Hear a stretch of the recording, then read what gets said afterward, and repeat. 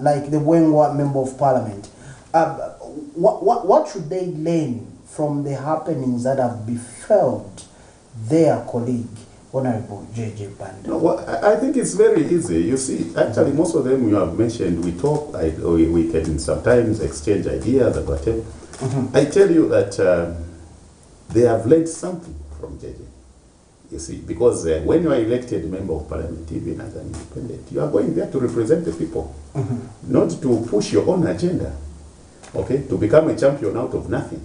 Okay. You get a point. So I think what they need to focus on is to understand why they are in parliament.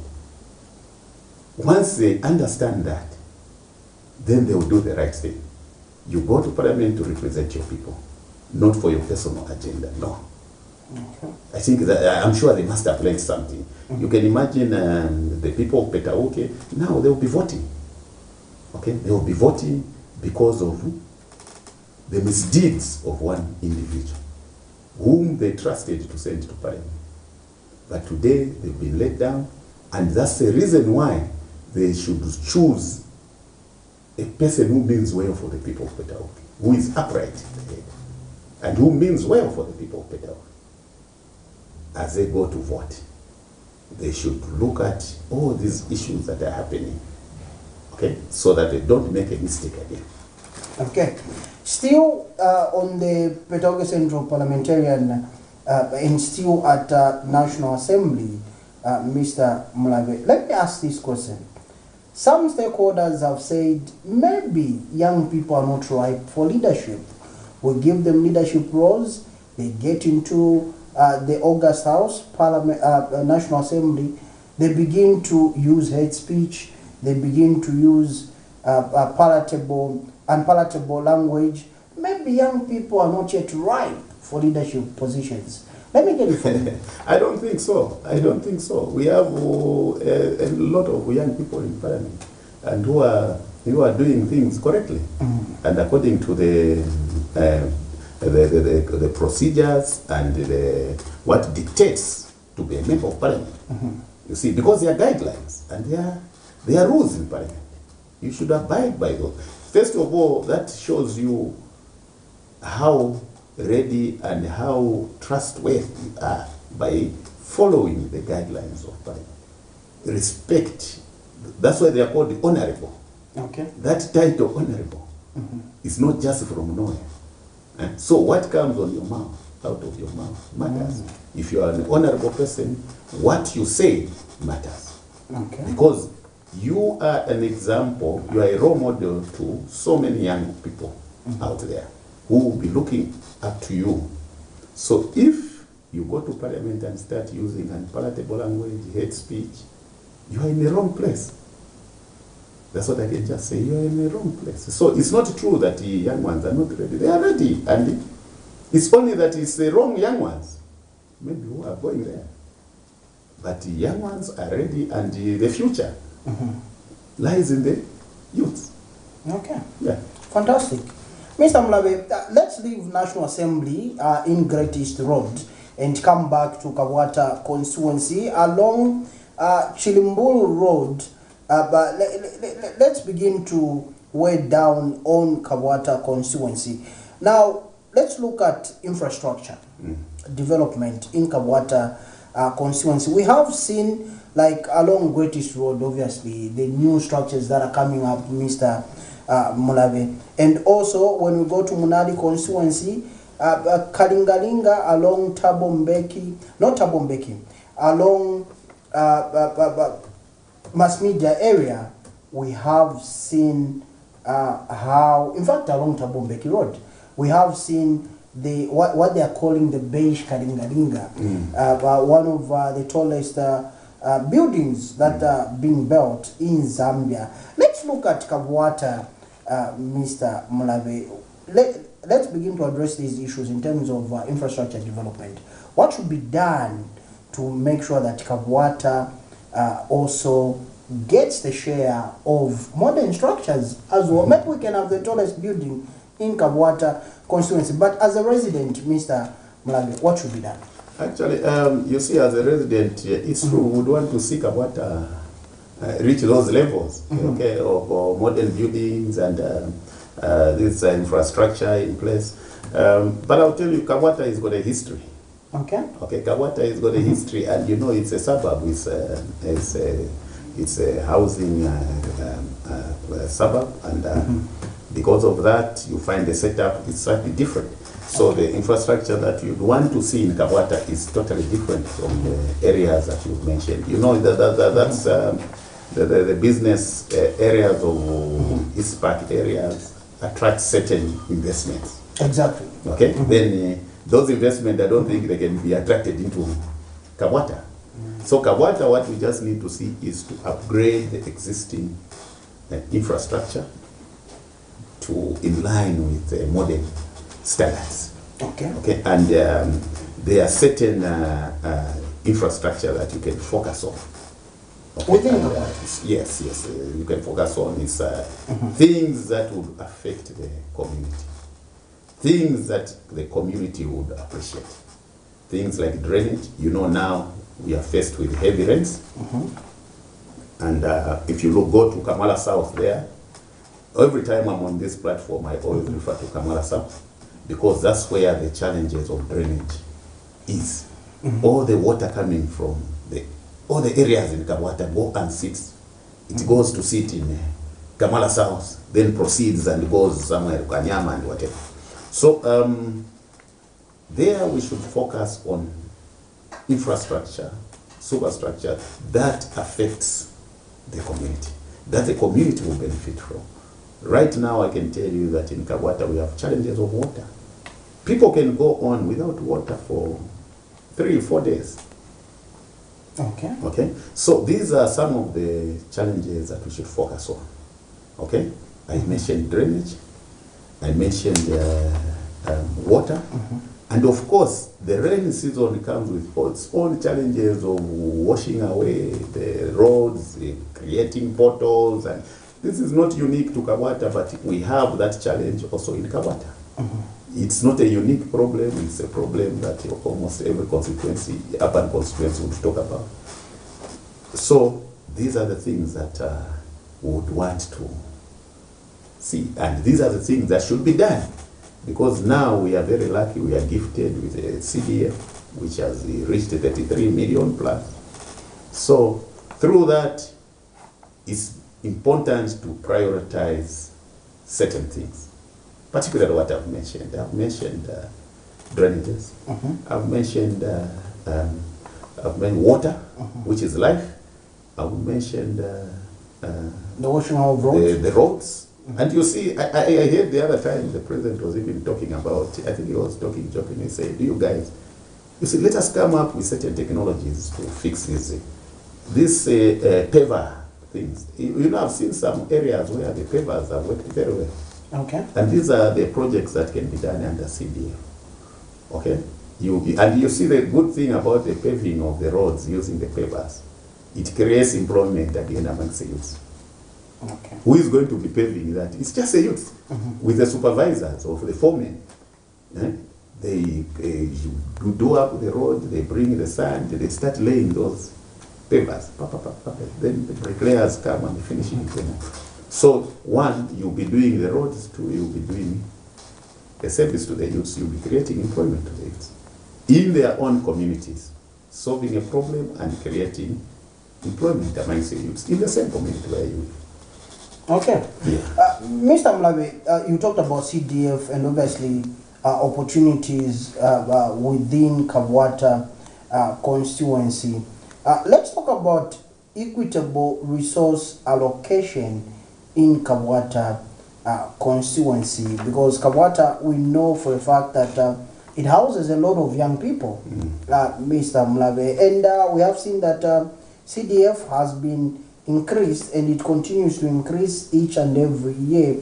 How can the people of KABWATA, especially the youth, the women and the aged, benefit from equitable resource allocation? You see, if you look at the CDF, it has provisions for all the things you have mentioned. It has provisions for the elderly, it has provisions for the women, it has provisions for the youth, it has provision for education, bursaries, So it is harnessing this resource that we have.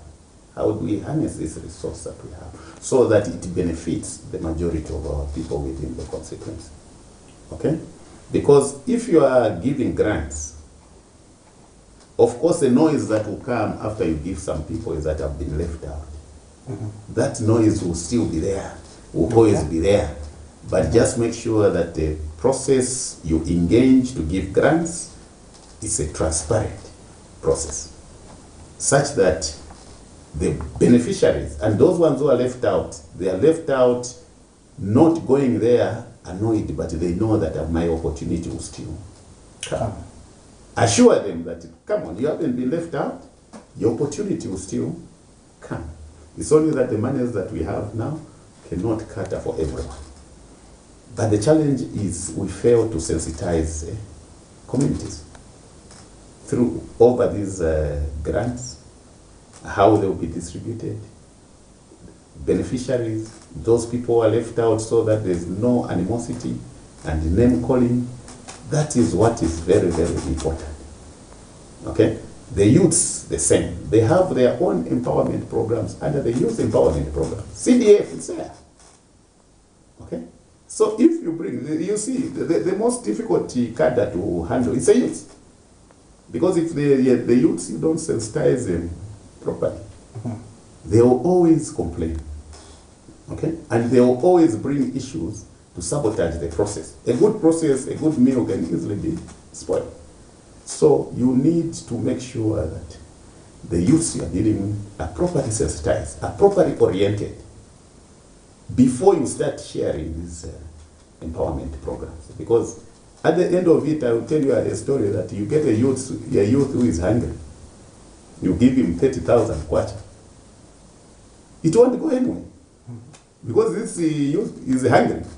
And the only thing he will be thinking is to buy, first of all, a shoe, first of all, to buy a phone. By the time he realizes that 30,000 will be finished, then he will come back again, because problems will again follow him. He will forget that he was given some money. So we need to orient them to make sure that these monies which are being given to them, empowerment programs, the grants, are put to good use. Not just giving them, because you'll be throwing money in a bottomless pit. You are giving money, but no development is seen. Okay. That's the challenge we have. Okay. Now, Mr. MULABE, still in KABWATA constituency, what role can local leaders and community organizers play in promoting economic development and job creation in KABWATA? And these community leaders, obviously, I'm referring to civic leaders such as the councillors, the ward development committees, and the member of parliament. What role should they play in terms of economic development and job creation within KABWATA constituency? I will still take you back to CDF. If you look at the structure of CDF, disbursement and the management of CDF, you see what this government, the government of President His Excellency and his team has done is they've created a workable structure which involves the entire community as far as CDF is concerned. Okay? WDCs, Ward Development Committees, are made up of the local people who come up to be leaders, representing the local communities. Okay. Then these wards, you see, I've said ward development committees. Then the ward, who is in charge of the ward politically, is a councillor. Okay? So the councillor is in charge of the ward. Okay? And there's WDC, who is the ward development committees drawn from the community. Okay? The councillor, together with the MP, they work together. They should work together with the WDCs, okay, and the CDF committees, this constituency development committees. The structure is perfect. Okay. It's all encompassing. It involves everyone. Okay. What needs to be done is you need to sit on the same table. The MP, the councillor, the WDCs, the CDF committee, and agree how this resource should be expended. Okay? Because once it's not agreed on the same table, because it starts with the WDC. WDCs have got these zone leaders and whatever, who identify the project on the ground, who identify the needs the communities want. Then they push it to the CDF committee. And this is committees. The CDF committee, their role is to receive, what the WDCs have submitted.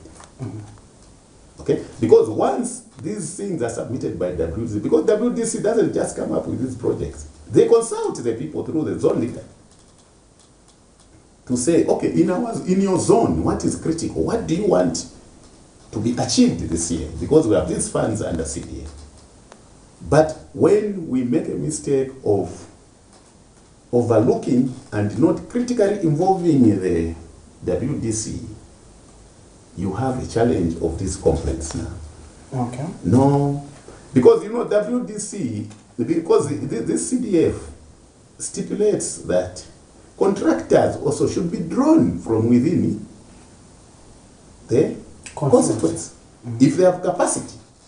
Only in the event that capacity is lacking within the constituency, which is most unlikely in KABWATA, because KABWATA, is a modern, it's a civil, what can I say? It's a literate constituency. And we have a lot of our local people who own companies, who are contractors. Okay. So once you draw these contracts from within, you are pushing the resource within the community to empower your own people within the community. So it's just a matter of, because the structure is perfect, and can tell you the structure is perfect because it goes up to the lowest level and up to the highest level who is a member of parliament. Okay. So once all these people work together and agree on what should be done, the president has already given the constituencies money. It's not him to tell you, go and use this money on the roads. It's not the president. The president has just given us the money and says, go and choose how you prioritize, make a budget. What do you need to do in your areas? I think we are gifted. Game changer, CDF, which has come, it will really bring a lot of development in the constituencies. And we can see that it's very soon, a lot of things will be achieved. But the most important thing is to prioritize what really is pressing the people, the communities in that constituency. Okay. Yeah. Okay. As a resident, I would very much be very, very happy if the issue of water is given priority in the constituency. Okay. And the issue of drainages. So that every year, when the rains come, it becomes a nightmare in KABWATA. More especially if you live in Kamara South. Whenever you hear the rains start on the roof, you just have to be ready that you don't find yourself sleeping in water. Okay, if you are a resident of Chilenje, KABWATA, Kamwala South, and many surrounding areas within KABWATA constituency, you are urged to come through and call us, but tell us, give us your contributions and the challenges that you are facing in the constituency. The phone lines are open this afternoon for you to come through. Let's take it a bit political, Mr. MULABE. How can opposition political parties in Zambia promote a culture of tolerance and respect, avoiding tribal remarks that may incite violence? You touched a bit on this, but let me throw in this one as well. But I want to get your opinion on the reported violence in Petauke Central ahead of the by-election. And we see again, I know Mr. MULABE, you are passionate about young people, and our viewers can attest to that. You are passionate about young people, and most political violence involves the young people, again, that are being used as tools of violence. Let me get it from you. What is the lasting solution to political violence? I haven't followed, I haven't seen any serious violence in Petauke, unless I've missed that one.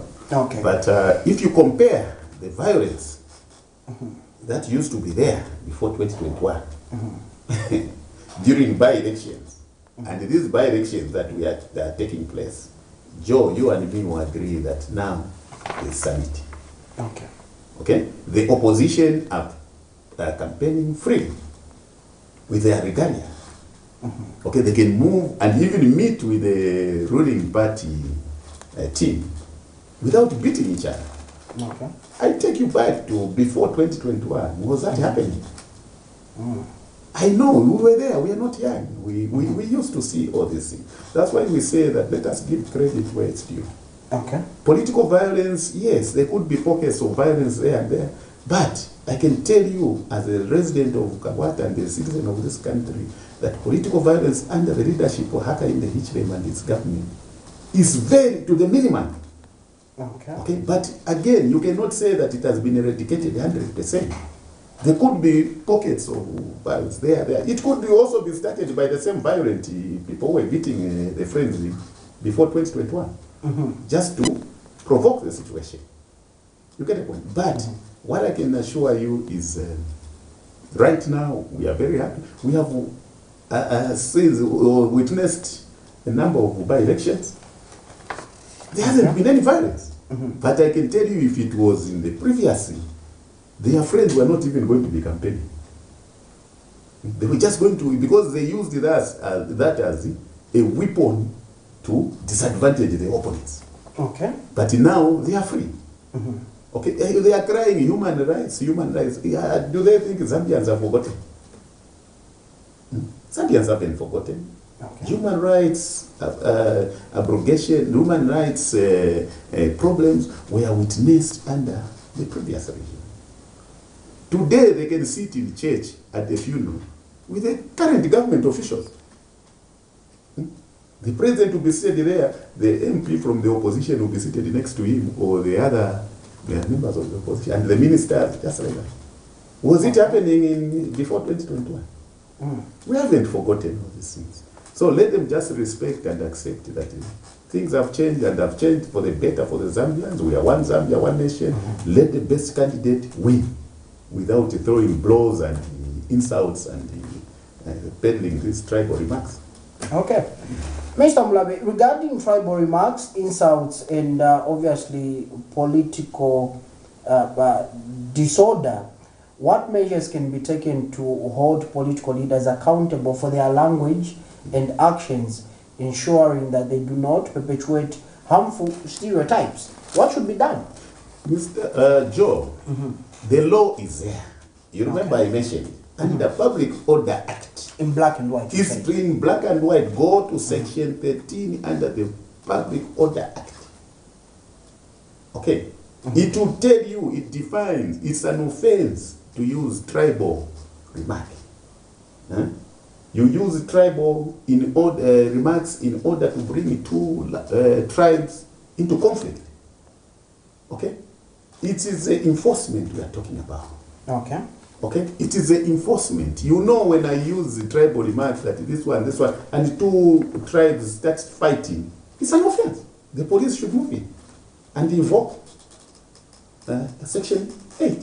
So they don't need to be reminded. They should just follow the provisions. They have the powers, and that's why I'm telling you that I'm very shocked if with tribal remarks that have been uttered by some individual, and is still free, instead of being cautioned under that piece of legislation which is already there. So there is nothing that should be done apart from enforcing the law. Okay? That's what should be done. People are not doing their job. Let them just do their job. That's all. They don't need the politician to remind them to do their job. No.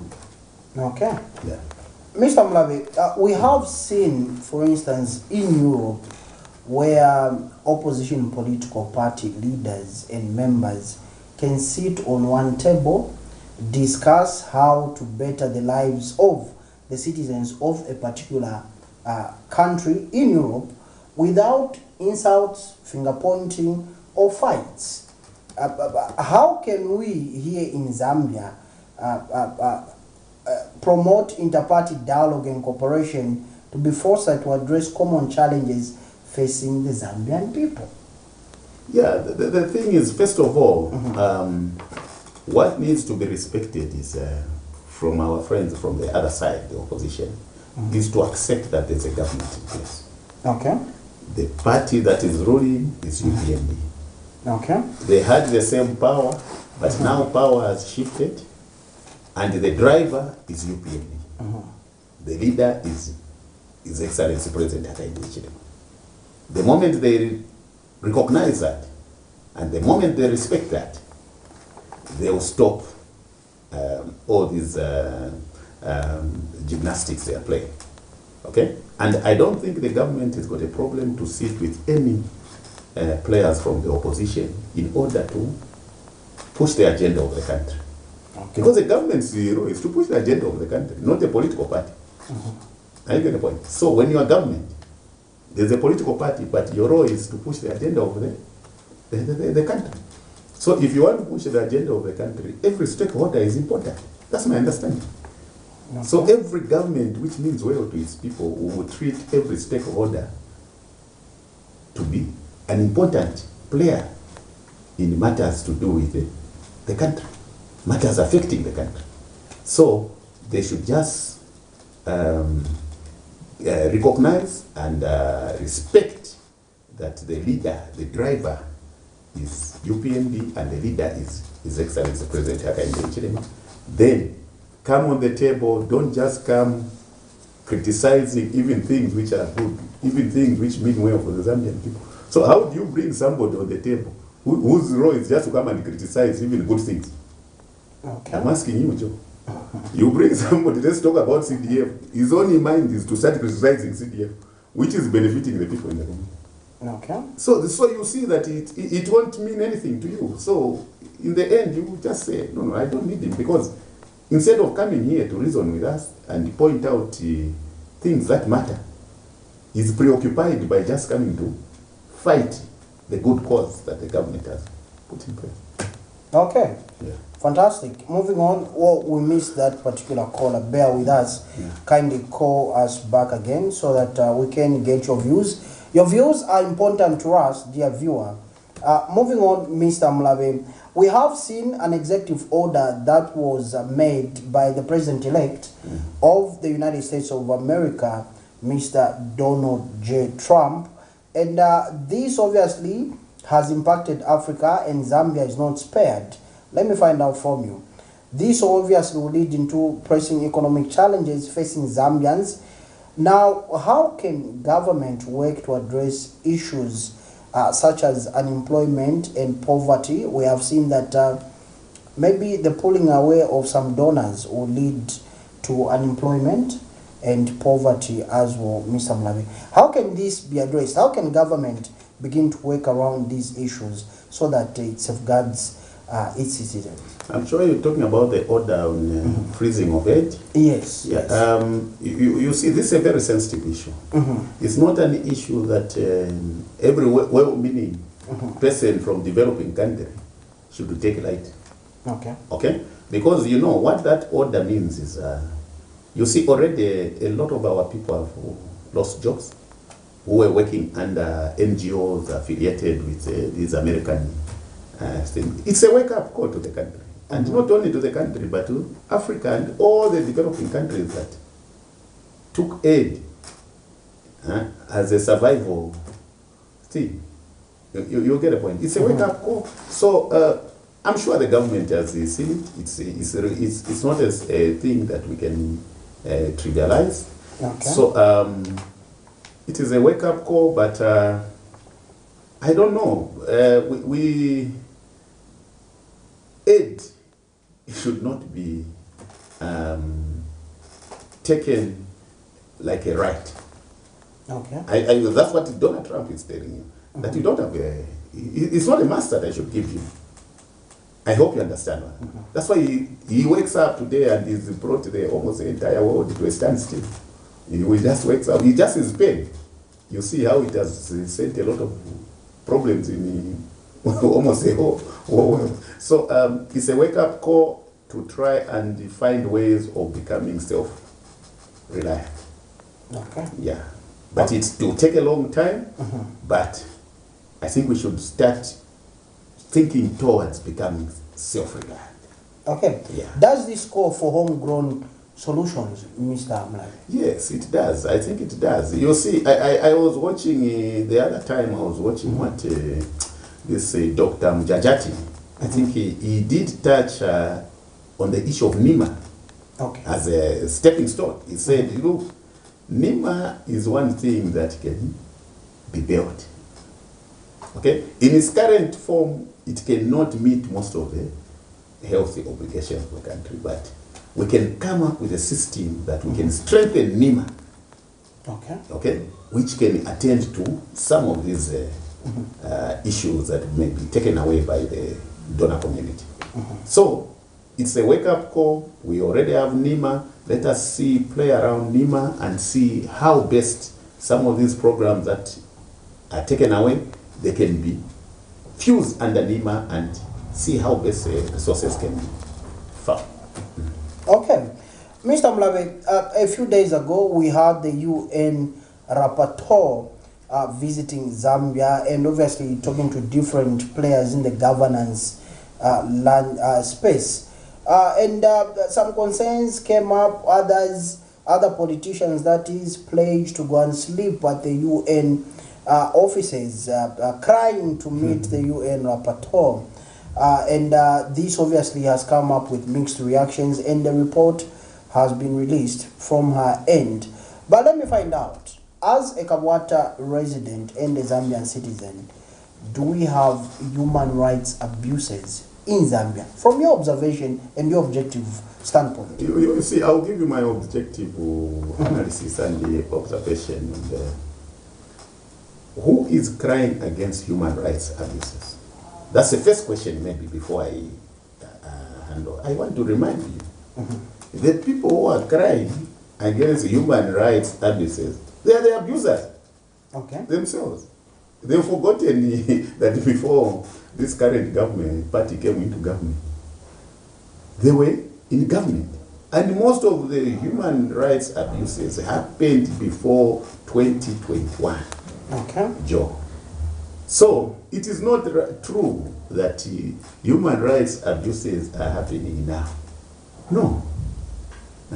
So I'm sure. So these concerns, Mr. MULABE, are only coming from politicians, not from ordinary citizens. No. I don't think I've seen any ordinary citizen who has come up to say this current government has abused my human rights.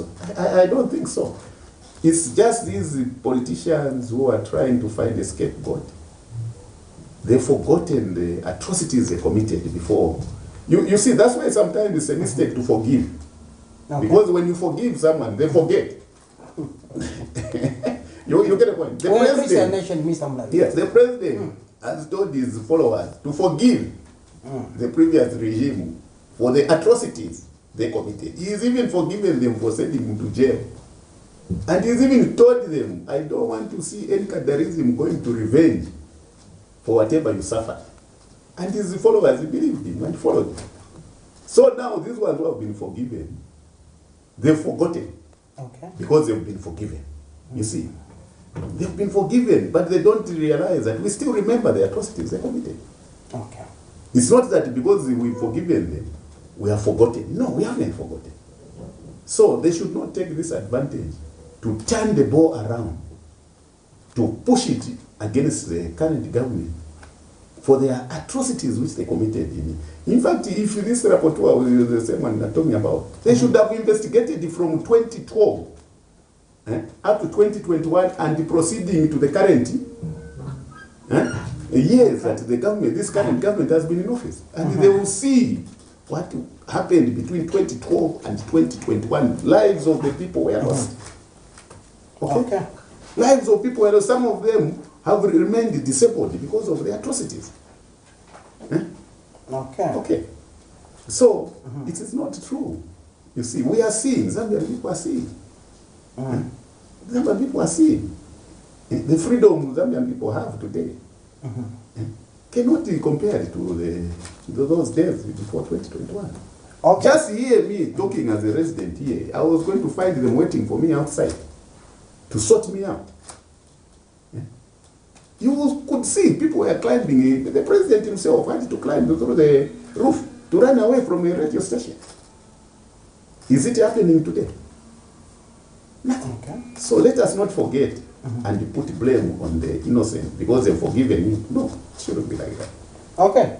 Let's go to, before I come to our last item, Mr. MULABE, let's go to our Facebook page and see what you, the viewers, are saying out there. Those that are joining us via our Facebook page, you are doing a good job because we have gone digital.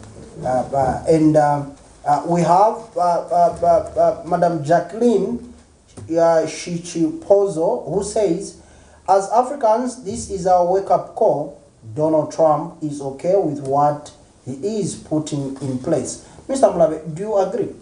You remember I talked about the wake-up call. Exactly. And I talked about it's not our right.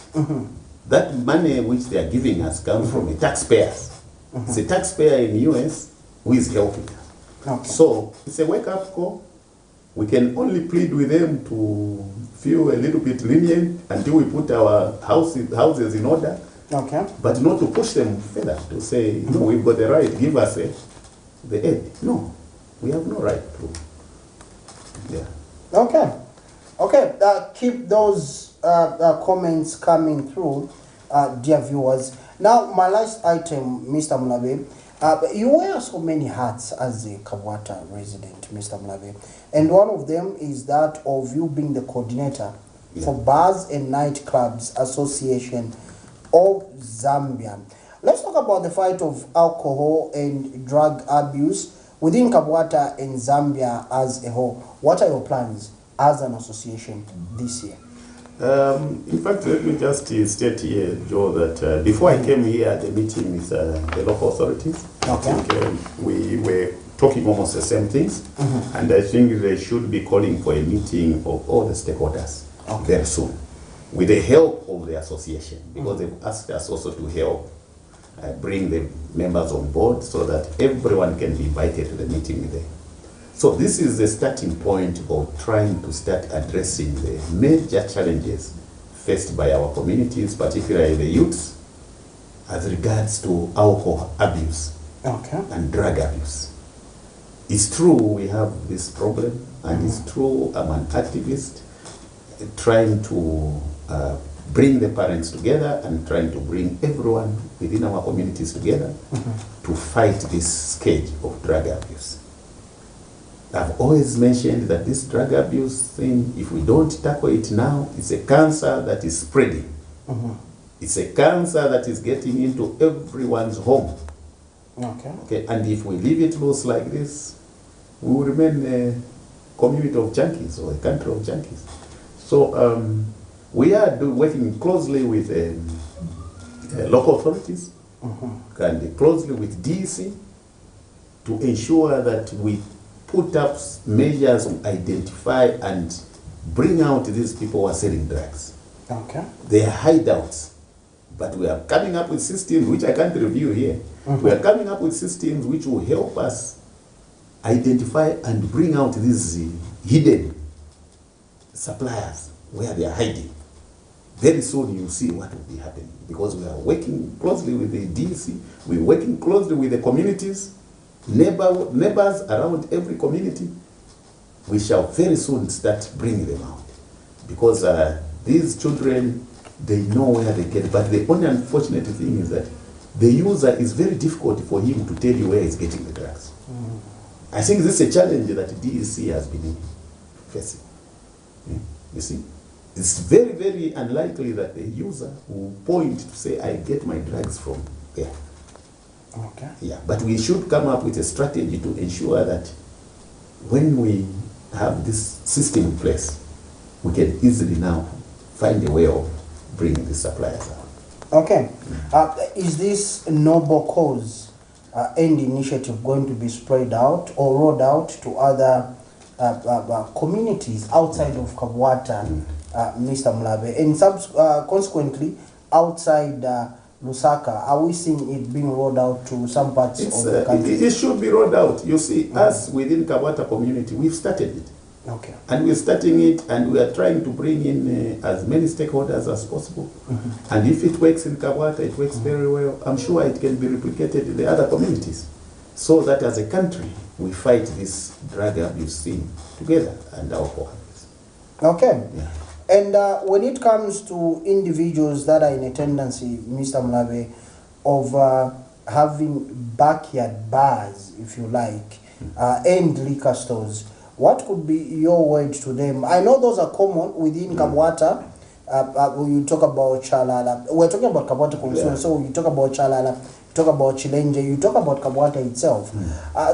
Those are common. Kamwala South. Those are common. They are called Tuntemba. These are the home shops. Yeah, Yes. sure, that's the right name. They are calling them home shops. And you see, a home shop, the concept of a home shop, I think it came from our neighboring countries. Okay? But that concept of a home shop was based on a grocery. Okay? Not alcohol. Okay. But what we are seeing now is that the home shops have been turned also into sellers of alcohol. And you can imagine, if it's called a home shop, it's at a home, and you start selling alcohol at a home, what is going to happen? The children in the home will start accessing home from that home shop. You will get the danger with that. So the problem we are having is these Tuntemba, these home shops, they are abusing their trading license of a small grocery to start selling alcohol. And this is a challenge that the local authorities are facing. They want the help of the community. I think you remember I said about the meeting to be having. The community also should help the local authorities to identify how do you allow your neighbor to be selling alcohol just next to your house, and you are quiet. Your children are getting spoiled because they are accessing the same alcohol from your neighbor. Huh? Petty crimes are happening because people get drunk from your neighbor. They come and start stealing your curtains, start stealing your clothes on the line. So, even as members of the community, we should get involved. Okay. Don't allow your neighbor to turn his house or is into a small shabin and you are quiet. Okay. Yeah. Mr. MULABE, the largest constituency in Zambia right now, it's watching. As you may be aware that the majority of Zambians are now on these different social media platforms. They've gone digital, like we've gone digital as Camnet TV. And also residents of KABWATA, Chilenje, Chalala, also Kamwala South, they are watching right now, Mr. MULABE. What are your last words to them regarding what we've discussed this afternoon? Yeah, in summary, I just want to remind every Zambian that tribalism is a crime. Okay. We want to live as one Zambia, one nation. If you practiced it before 2021, it has no room now. Okay. After UPND took over. I think we want to urge the law enforcement agencies to do their job. Okay. They have pieces of legislation they can use, and please pick the culprits before they destroy the country. Okay? Then we also want to urge our communities that they fight against drugs, they fight against drug abuse, they fight against alcohol abuse. It's not a fight for the local authorities alone. It is our fight, all of us in the communities, because we live with these abusers of alcohol and whatever. We live with these best people who are selling this alcohol in these to my home shops. You know, sometimes I get surprised. I see a beautiful house. The next somebody brings a canteen and he's watching. Okay. But it was very common under the previous regime because they would beat you when you voice out. Okay. But now, I'm sure if you report to the local authorities, the local authorities will come and bounce and demolish that kind of structure. Because, so, you talked about the issues of Donald Trump. It's a wake-up call. Aid is not a right. It's just somebody feels he can assist you in something. So we shouldn't feel entitled. So we shouldn't feel entitled. It's not an entitlement. It's a wake-up call. So we need to find a way to cover or close up the gaps that may be left, which would be a very big job. Okay, which would be a very big job because most of it, I think, is to do with the health sector, and you know the health sector drives the economy, because a health nation is what can drive the country. So that was my concluding remarks, and I want to thank you once again for inviting us. And we only hope the best candidate in Petauke, Pambashe, and the other areas where by-elections are taking place win, without throwing blows or without shedding blood. It was there before 2021, not now. Okay. Thank you. Okay, Mr. MULABE, thank you so much for honoring our invitation and coming to Camnet TV and being part of the digital transition. Thank you so much. Thank you.